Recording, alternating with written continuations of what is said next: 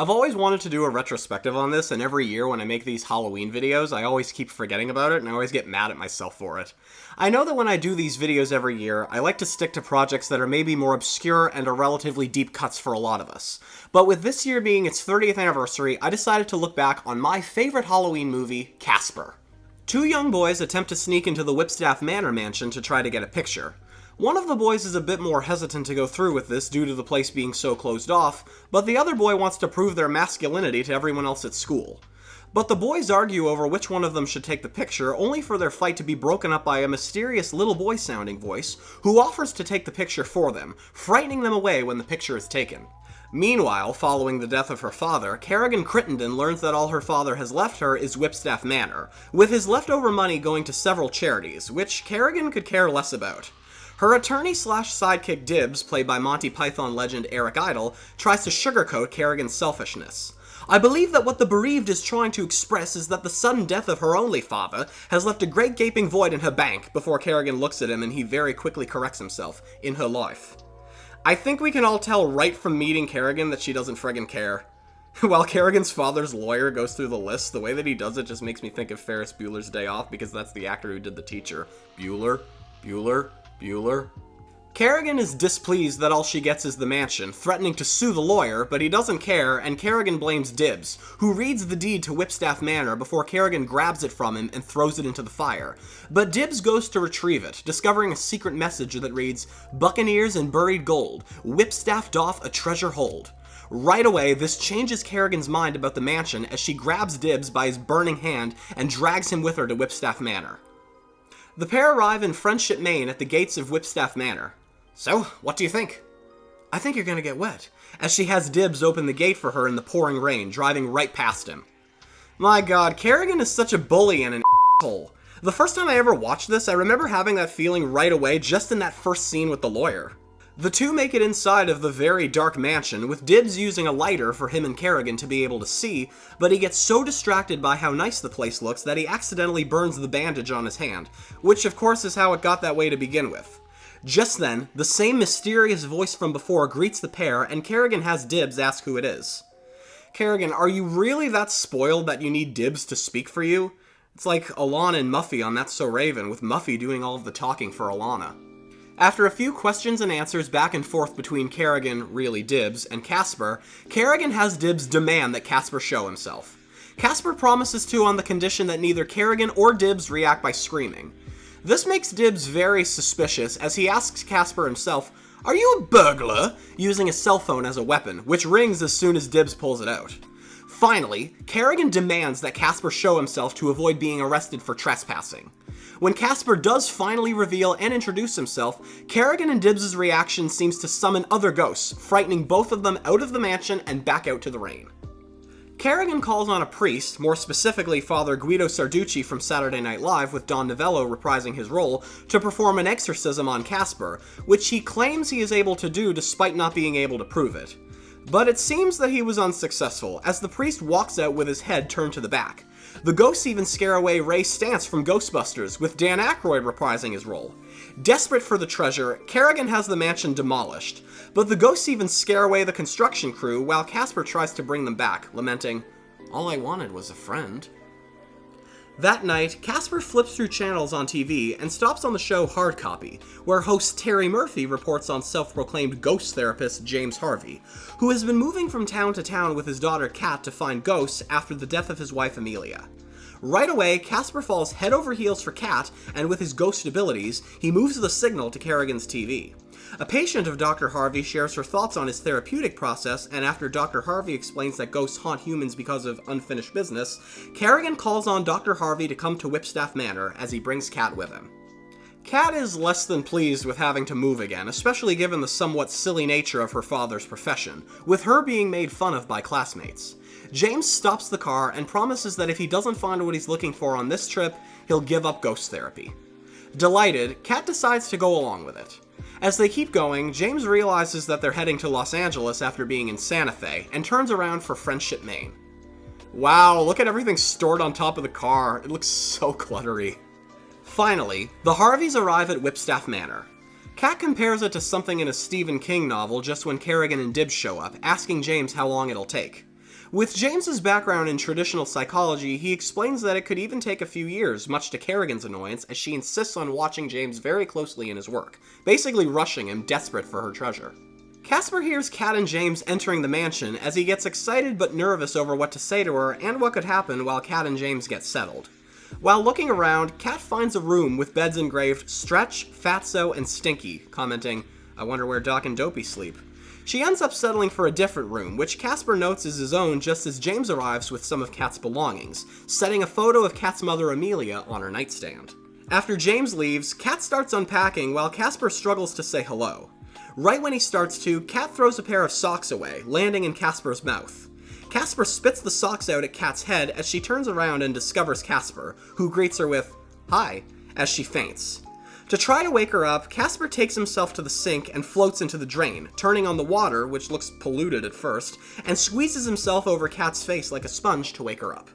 Now conscious and seeing Casper, Kat screams, as James checks to see what's happening. Kat very hyperactively tells her father that she saw a ghost, but James reminds her that ghosts won't cause any harm. James checks the room but finds no ghost in the next room or under the bed. Finally, James comes face to face with Casper in the closet, much to his surprise. So this guy's a ghost therapist and has never actually seen a ghost? Yeah, I don't think I would trust this guy as a therapist. James carries Kat out of the room in a panic, with Kat stating, "I can walk, you know," as he takes her into a closet. Meanwhile, Casper feels embarrassed over how he introduced himself to Kat just when his uncles Stretch, Fatso, and Stinky, known as the Ghostly Trio, return home and ridicule Casper for never being interested in scaring people. It appears that Casper doesn't want the trio to know about the Harveys, as he subtly suggests going out to eat when the trio demands him to cook dinner for them. The ghostly trio enters the mansion, and Stretch comments, "Hey Fatso, you smell something?" Fatso immediately blames Stinky, of course, but just then, they can hear James looking around for Casper, only to be frightened when he spots the ghostly trio behind him attempting to scare him, with him also reacting by fainting as the ghosts enter his body. James heads to the sink to splash some water in his face, but the ghosts morph James's reflection in the mirror into Clint Eastwood, Rodney Dangerfield, Mel Gibson, and the Crypt Keeper, much to James's shock as the ghosts continue terrorizing him throughout the house, with Stinky's breath causing him to fall down the stairs. "California roll coming up!" James makes it to the front entrance, where the ghostly trio uses swords to pull down his pants. James escapes into another room just when the trio throws the swords to his direction, cutting right through the door and almost striking James. James returns and attempts to fight the ghosts off with a plunger? That's not as dangerous a weapon as the ghosts were using, but okay. And the ghosts use an umbrella and a cane to fight back. Meanwhile, Casper sets Kat free as she screams in reaction again, but James is too preoccupied with fighting the ghosts to notice just when she becomes witness to it, with Stinky again breathing in James's face to knock him out.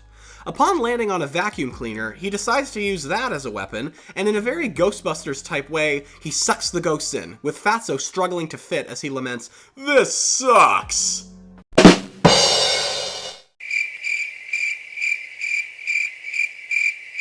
The next morning, Kat makes her way downstairs with a dustbuster, protecting herself of any other ghosts that could be lurking about just when Casper meets her in the kitchen or dining room, stopping her from screaming to avoid waking up the ghostly trio, as he explains to Kat that he won't hurt her, offering her a chair at the breakfast table.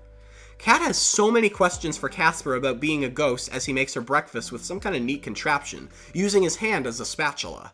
Just then, James comes down and Casper serves both him and Kat breakfast as the ghostly trio returns, angry that Casper is being so nice to the Harveys, demanding their own breakfast from Casper, which goes right through them and lands on the floor, leaving Casper to clean it up. Kat calls the ghostly trio disgusting, obnoxious creeps, which they take as a compliment as they get into a war of words with Kat before James breaks it up for Kat to get to school. James tries to reason with the ghostly trio to start their crossing over process, but they clearly don't like that idea as they throw "I hope that's chocolate" at him. At school, Kat starts to become friendly with a boy whose locker is next to hers. When Kat struggles to open it, he recalls having the locker the year before and pounds on it, successfully getting it to open. The boy introduces himself to Kat as Vic, but their conversation is cut short when his friend Amber has him join her. In class, their teacher, Mr. Curtis, announces that the school's annual Halloween dance will have to be postponed due to the gym not being available, but Amber suggests moving it to her house, which everyone else seems to agree with. Mr. Curtis then announces a new student to the class, accidentally introducing Kat as Harvey Kathleen, reading the last name first as the students all laugh. Kat shyly introduces herself to the class, but spots Casper in place of George Washington on a poster of Mount Rushmore hanging on the classroom wall. While Kat talks to the class, she gets taunted by Amber and a few other students, while Casper retaliates by tying everyone's shoelaces together. However, the class becomes more interested in Kat when she explains that she lives at Whipstaff Manor, and one student suggests holding the Halloween dance there instead, much to Amber's annoyance as she gets the class to vote. But everyone seems to like the idea of having a Halloween party in a supposedly haunted house as the bell rings, and everyone falls to the floor because of Casper's prank. Back at Whipstaff, the ghostly trio goes through all of James's personal belongings and destroy them, but he stops them when they get to a framed picture of Amelia. When James tells the trio about her, Stretch claims that the gang knows Amelia as they share with James very positive thoughts about her, to his delight as he asks them if they have any way of contacting her. The ghosts answer that there is a process of contacting other ghosts, but offer to bend the rules if James keeps Kerrigan away from the ghostly trio. James agrees to the deal, and Stretch sends Fatso to find Amelia, but it turns out to be just a prank when he comes back in women's clothing and plants a wet, juicy kiss on James. Later on, Vic visits the mansion to speak to Kat while Casper watches, mocking Vic's body movements as he asks Kat to be his date to the party, to Casper's surprise and also Amber's, who is waiting outside for Vic. While Kat gets herself fancied up, Casper continues to try and impress her, asking, "What's this Vic guy got that I don't?" And Kat answers, "A pulse?" Casper tries to make up more excuses for Kat to date Casper instead, but Kat keeps giving answers focusing on Vic being an actual living human. Casper seems to understand before inflating himself into some kind of superhero and says to Kat, "Come with me if you want to live," as he drags her out the window. Casper and Kat look at the ocean view from the roof of a lighthouse, Casper's favorite spot, and Kat asks him some questions about when he was alive, but Casper doesn't remember anything. We now get to probably my favorite line in the whole movie. Back at the mansion, before Kat goes to sleep, she and Casper still question why Casper has no memory of his life, and Kat admits that she worries about forgetting her mom, looking back on what she does remember. As Kat starts to doze off, Casper asks if she would be willing to go with him to the Halloween dance if he was still alive, and then asks her, "Can I keep you?" The next morning, Kat asks James if she can use his credit card, which she stole, to buy a costume for the Halloween dance. James points out that usually Kat would make her own costume, and Kat corrects her that her mom actually did. Still hesitant to let go of Amelia, James suggests to Kat, "Why don't we just roll you in aluminum foil and you could go as a leftover?" Kat doesn't seem to like that idea, wanting to look nice. Like date nice. James comes clean that he would be willing to buy a costume for Kat, but can't until Kerrigan pays him. Oh god, the look on Kat's face when the ghostly trio shows up. She is not having any of it. Kat finds herself in some kind of basement full of dirty windows. She cleans a little bit of one of them, letting in the sun as it shines on a dusty box. She blows some of the dust off of it with the name C. McFadden written on it. She opens the box and is delighted by what she sees, even though we can't see it ourselves. Upstairs, James packs up a lot of his belongings, with the ghostly trio noticing that he seems a little depressed as he ignores them, so the gang carries him with them to their ghost happy hour. Little do they know that Kerrigan and Dibbs are spying on them. Dibbs seems very angry that James has some kind of relationship with the ghost, but as long as James got the ghost out of the house, exactly what she paid him to do in the first place, Kerrigan is happy. Back in the basement, Kat put together some of Casper's old wind-up toys and a few other odds and ends from Casper's life to get him to remember. This excites Casper so much as he finds an old trunk, going through it to get inside to unlock it, finding an old fancy-looking dress for Kat that originally belonged to Casper's mother, and his old Brooklyn Dodgers cap. Casper slowly stops when he finds an old sled, remembering how much he begged his dad for it when he was a kid, before finally getting it and taking it outside for the whole day, but would get sick after a while, leading to his death. Oh man, that's really sad. Kat asks Casper what it's like to die, and Casper answers that it's like being born, only backwards, explaining, "I didn't go where I was supposed to go. I just stayed behind so my dad wouldn't be lonely." On the floor, Kat finds some old newspaper articles on Casper's death and his father's attempts to revive him, being referred to as insane, much like Kat's father with his interest in ghost therapy. Kat reads one of the articles, and Casper remembers that his father invented a machine known as the Lazarus, in an attempt to bring Casper back to life. Casper brings Kat down to a secret lab on a contraption that's a lot like a roller coaster at an amusement park, even with its spooky theme, and it even gives Kat a bit of a wash. Man, even the lab looks like a theme park. There's like a moat around it or something. But little do they know that Kerrigan and Dibs are right behind them, while Casper shares with Kat stories about his father, remembering that no matter how busy he was, he always had time to play pirates with his son, as Casper turns himself into a pirate and says, "Buccaneers and buried gold, Whipstaff doth a treasure hold," the same phrase written on the deed to the mansion, delighting Kerrigan. Casper reveals the Lazarus to Kat, but it's hidden underneath a large vat of smoke and water while the pair try to figure out how to get it working. Kat manages to find an on button hidden underneath a hatch disguised as the Frankenstein book, bringing the Lazarus up. Makes me think of a submarine, just the look of it.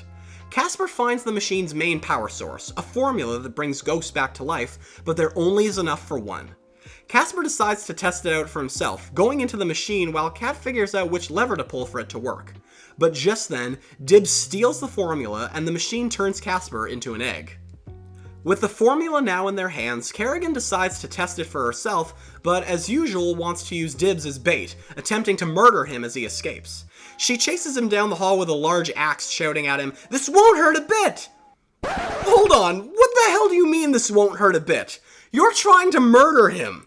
Dibs manages to get Kerrigan to slip on what I can assume is chocolate, causing her to fall out the window and land outside. Before Dibs can get away with the formula, Kerrigan attempts to run him over with her car. Dibs fights back by throwing a broken statue head from when Kerrigan tried to have the mansion demolished at her windshield, as she shouts, "You're taking this way too personal!" Again, you're trying to murder him! But then Kerrigan crashes into a tree, not noticing that it's on the edge of a cliff as she opens the car door going back for Dibs, only to fall to her death. Now with her abusive and homicidal boss out of the picture, Dibs makes his way back to the mansion before a shadow of Kerrigan's ghost appears before him, saying, "The is back." Meanwhile, the ghostly trio have brought James with them to a bar for karaoke night, secretly planning to kill James to turn him into a ghost himself, as he appears to be rather intoxicated and shares with the ghostly trio how much he admires them, deciding to tell Kerrigan, not knowing she's dead or a ghost, to leave them alone to haunt the Whipstaff Manor. The ghostly trio decides not to kill James after all, but he's so drunk that he falls down a manhole. At the mansion, after Kat brings Casper back to normal, or at least the way he was before, Kerrigan's ghost shows up and goes through a secret door in the lab, successfully stealing the treasure. Within only a minute, Kat realizes that it's Kerrigan just when Dibs returns with the formula to bring her back to life. Just then, Casper stops the coaster to get down to the lab and steals the formula back from Dibs, who backs up nervously at Casper and falls into the moat surrounding it. Casper gives the formula to Kat and hides them both away from Kerrigan just when the class shows up for the Halloween dance, except for Vic and Amber, who sneak in and seem to be planning something, just when the class gets frightened by the sound of Kerrigan's evil laughter. Dibs tries to open the treasure with a crowbar, while Kat manages to get the formula back into the machine to bring Casper back to life, until Kerrigan shouts at and insults Dibs to bring her back instead.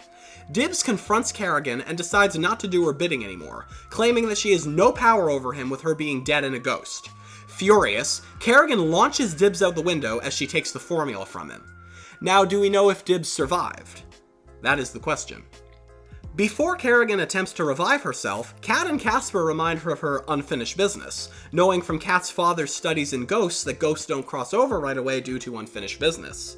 But Kerrigan insists that her life is perfect and she has no unfinished business, resulting in her crossing over to the afterlife, with the formula and treasure now back in Casper and Kat's hands. But the treasure only turns out to be a baseball glove and a baseball autograph by Duke Snider from the Brooklyn Dodgers. So Kerrigan went through all of this trouble just for an autographed baseball.